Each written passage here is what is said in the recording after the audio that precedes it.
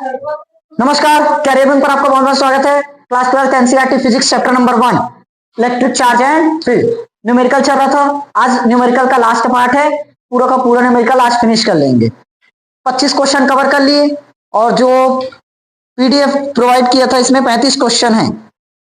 तो 26, 27, 28, 29, 30, 31, 34 तक बनाएंगे। 33, 34 एक दो क्वेश्चन खुद से प्रैक्टिस करना, फिर फिनिश। आज अंतिम है। क्या दिया है पहला, देखो क्या दिया है। एक विद्युत क्षेत्र 6i cap plus 3j cap plus 4k द्वारा व्यक्त किया जाता है। एक्स वाई तल में स्थित 20 मात्रक क्षेत्र से गुजरने वाला विद्युत फ्लक्स क्या होगा। विद्युत फ्लक्स क्या होगा, देखो एक विद्युत क्षेत्र दे रखा है, कितना है 6i 3j और 4k। अब वहां कैप लगा रहता है ना वेक्टर में, ई वेक्टर बराबर 6i कैप 3j कैप और k कैप दे रखा है। और एक्स वाई तल में स्थित है, कौन से तल में स्थित है एक्स वाई। 20 मात्रक क्षेत्र से गुजरता है, तो क्षेत्रफल कितना दे रखा 20 मात्रक, ये दे रखा है।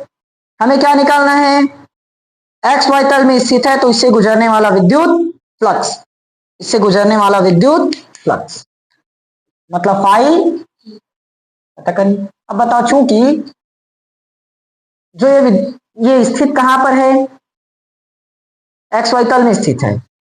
एक्स वाई तल में स्थित, कहां पर स्थित है एक्स वाई तल में, तो जो इसकी दिशा है किस अक्ष के समांतर बननी चाहिए, दिशा जेड अक्ष के समांतर। देखो समझना, ये वेक्टर हुआ 3D,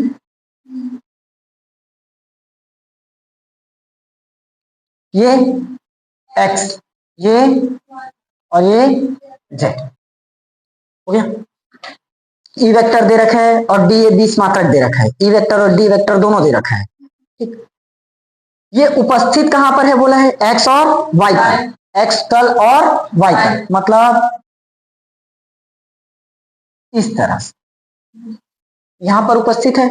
अब विद्युत फ्लक्स निकलेगा, बताओ जहां पर स्थित है तो उसके समांतर से विद्युत फ्लक्स गुजर पाएगा क्या, गुजरता कहां से है, विद्युत फ्लक्स कैसे निकलता है, समांतर रहता है तो कोई विद्युत फ्लक्स निकलेगा। विद्युत क्षेत्र, जैसे विद्युत क्षेत्र है, विद्युत क्षेत्र में कोई पृष्ठ स्थित है, वो पृष्ठ अगर विद्युत क्षेत्र के समांतर है तो वहां से विद्युत फ्लक्स कितना निकलेगा, और लंबवत है तब विद्युत फ्लक्स आएगा। कितना बार हो गया एक ही चीज समझाते समझाते। अगर कोई भी पृष्ठ विद्युत क्षेत्र के समांतर है तो वहां से विद्युत फ्लक्स गुजर नहीं सकता, जीरो होगा। और ये हमने बेलन वाले में पूरा अच्छे से क्लियर किया है। तो देखो ये एक्स अक्ष के समांतर है तो विद्युत फ्लक्स जीरो, वाई अक्ष के समांतर है तो विद्युत फ्लक्स जीरो, दोनों में होगा। लेकिन जेड अक्ष के समांतर है क्या, जेड इसको इस तरह से लंबवत भेद रहा है, लंबवत है तो कहां से निकलेगा विद्युत फ्लक्स, जेड अक्ष से, तो इसकी दिशा क्या बनी जेड। समझ में आया, एक्स वाई तल में स्थित है इसलिए इसकी दिशा जेड अक्ष के समांतर होगी। देखो जेड अक्ष से जाएगा। अब समझ में आया, अब निकालोगे क्या, पाई बराबर formula E vector into E vector का मान। अच्छा यहां पर E D A cos theta नहीं लगा है क्योंकि अपने को वेक्टर फॉर्म में दे रखा है, इसलिए वेक्टर में ही रखना पड़ेगा। न्यूमेरिक वैल्यू में दिया रहता तो E D A cos theta लगाते। आया 6i कैप प्लस 3 और 4 और डी ए कितना 20 मात्रक। अब बताओ 20 मात्रक है क्षेत्रफल, कहां से गुजर रहा है एक्स वाई जेड, जेड से, जेड मतलब आई जे के, तो एक्स वाई जेड किसका मान दे रखा है के का, तो यहां क्या आ जाएगा 20 के कैप, 20 के है मतलब आई और जे कितना रहेगा जीरो आई कैप, आई वाले एक्स वाले से जाएगा विद्युत फ्लक्स जीरो, जे वाले से जाएगा विद्युत फ्लक्स जीरो, के वाले से, इसको लिखना नहीं पड़ेगा, मैं समझाने के लिए लिख दिया हूं, गुणा करोगे अभी इसलिए। 6 का गुणा शून्य में शून्य, 3 का गुणा शून्य में, और 20 चौक 80, तो क्या आया, समझ में आया कि नहीं आया, क्लियर हुआ? तो और क्या है, मात्रक बस लिखना पड़ेगा, 20 मात्रक निकलेगा, और कुछ लिखना नहीं पड़ेगा, समझ में आया ना? ये पूरा का पूरा क्वेश्चन 2024 वाला चलेगा। एक क्वेश्चन मैं और बता रहा हूं, तीसरा क्वेश्चन खुद से अभी प्रैक्टिस करके दिखाओगे, 27 के बाद 28। और अगर ऐसे कॉन्सेप्ट समझ में नहीं आया, ट्रिक याद रखो, कहां से गुजर रहा है, एक्स वाई तल से, तो जेड के लिए निकालो, जेड मतलब के, और मान लो वाई जेड से गुजर रहा है तब एक्स से लिए निकालेंगे, मतलब आई। आया? सुनो 28, एक विद्युत क्षेत्र में 3 आई, अच्छा एक विद्युत क्षेत्र 3 आई 2J और 4K कैप द्वारा व्यक्त किया जाता है, एक्स वाई तल में स्थित है, 5 मात्रक क्षेत्र से गुजरने वाला विद्युत फ्लक्स ज्ञात कीजिए।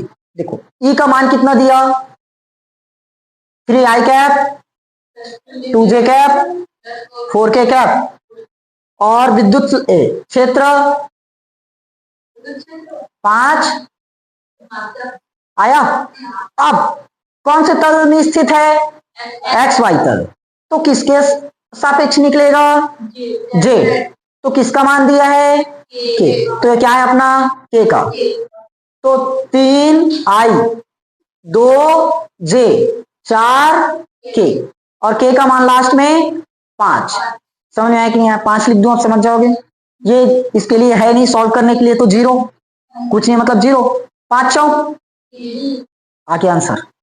समझ में आया? देखो बताया था ना, बोर्ड एग्जाम में कठिन वाला सवाल नहीं आएगा, सरल आएगा। अभी तक जितना पढ़े हो लगभग सबसे सरल यही लगा होगा, और ये 2024 में ही आया था। समझ में आया? ठीक, अब नोट कर लो, रुको 29 का आंसर मुझे बताओ, तो अब भी बिना सॉल्व किए बताओ कितना आना चाहिए, 40 आएगा, क्योंकि एक्स वाई तल में स्थित है तो जेड के सापेक्ष निकलेगा, और जेड का मान दे रखा है 10, तो 10 चौक 40, खत्म। समझ में आया? देखो यहां 0 0 क्यों है, उसका एक तरीका और है, मैं अभी बताऊंगा ना। इसके पहले वाला सॉरी इसके बाद वाला क्वेश्चन, क्वेश्चन नंबर 30, देखो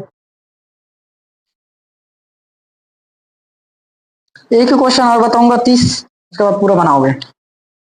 इतना क्वेश्चन तो करवा दिया, 30 क्वेश्चन, 5 क्वेश्चन नहीं बनाओगे। अब एक विद्युत क्षेत्र 2i cap plus 3j cap minus 4k cap में एक पृष्ठ क्षेत्रफल ए बराबर 8J मीटर स्क्वायर क्षेत्र से गुजरने वाला विद्युत फ्लक्स क्या होगा। जे दिया इसलिए तुम लोग 8 या 24 करके आंसर बता रहे हो, गलत है। अभी देखो क्यों गलत होगा।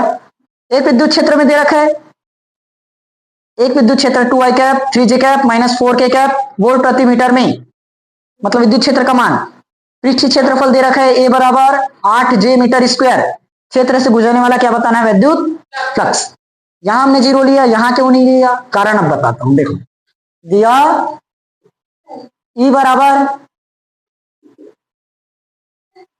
2i cap 3j cap minus 4k cap volt प्रति, डी दे रखा है कितना, 8J मीटर, यह निकालना क्या है, विद्युत। अब बताओ ये कोई अक्ष के समांतर है बोला है, तो किसी के लंबवत है, कैसे पता चल गया किसी के लंबवत समांतर है, मतलब विद्युत क्षेत्र कहीं से भी निकल सकता है। अब यहाँ जे दिया इसलिए डायरेक्ट तुम लोग जे का गुणा कर रहे हो, जे बस है करके, ये किसी के समांतर है थोड़ी ना बोला है, कहीं कोई तल में स्थित है, एक्स वाई जेड में नहीं है, सिर्फ वैल्यू दिया है। तो लगाओ फॉर्मूला, ई वेक्टर इंटू, नहीं लगा रहा हूं, 2i cap 3j cap 4k cap होगा, इनटू में क्या है 8j आया। अब देखो दोनों यहीं से सॉल्व हो जाएगा, इसका भी इसका भी, कारण 2 गुणित क्या है 8 करना पड़ेगा, 2 गुणित 8 होगा। लेकिन यहां पर क्या है आई कैप, यहां क्या है जे कैप। तो याद रखना आई कैप और जे कैप, आई कैप इंटू जे कैप। पहले आई कैप, जे कैप और के कैप। इसका मान आता है कितना 1, इसका मान कितना आएगा 1, सेम वाले का मान 1। और इसी को ऐसे दे दे आई कैप इंटू जे कैप इंटू के कैप इंटू आई कैप। इसका मान कितना होगा 0। समझ में आया? तो देखो इसको हटाता हूं मैं, सीधा शॉर्ट में कर दूं, समझ गए?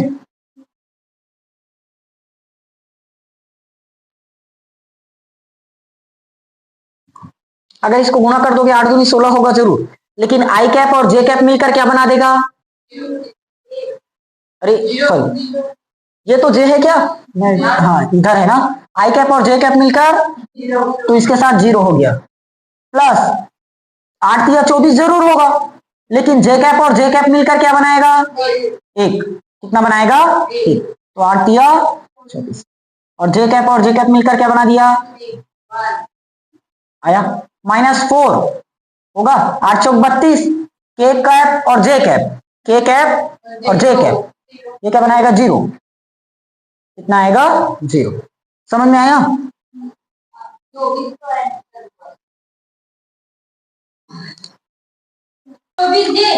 आंसर 24 से आएगा। देखो ये बताया ना, चाहे इसके जैसे निकाल लो या इसके जैसे निकाल लो, दोनों में आंसर सेम आएगा।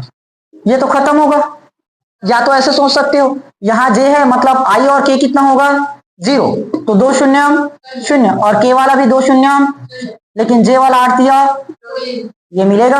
या तो इस टाइप से सोच लो जैसे अभी समझाया, आई इंटू जे मिलकर क्या बना देगा 0, जे इंटू जे मिलकर क्या बनाएगा 1, और के इंटू के मिलकर तो इसके आया 1 और 8 दिया 24, 24 गुणित 1 मतलब 24। चाहे इस टाइप से बनाओ या इस टाइप से बनाओ, दोनों में आंसर सेम ही आएगा। समझ में आया? सिर्फ भटकाने के लिए ही इधर उधर करेंगे, लेकिन बनेगा वही कॉन्सेप्ट। क्लियर?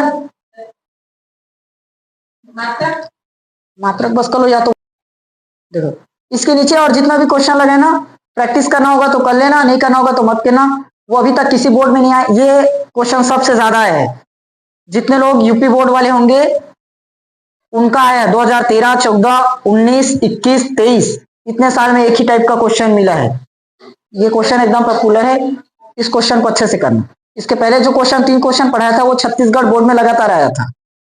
ठीक हो गया, बाकी क्वेश्चन प्रैक्टिस मत करना, काफी है इतना।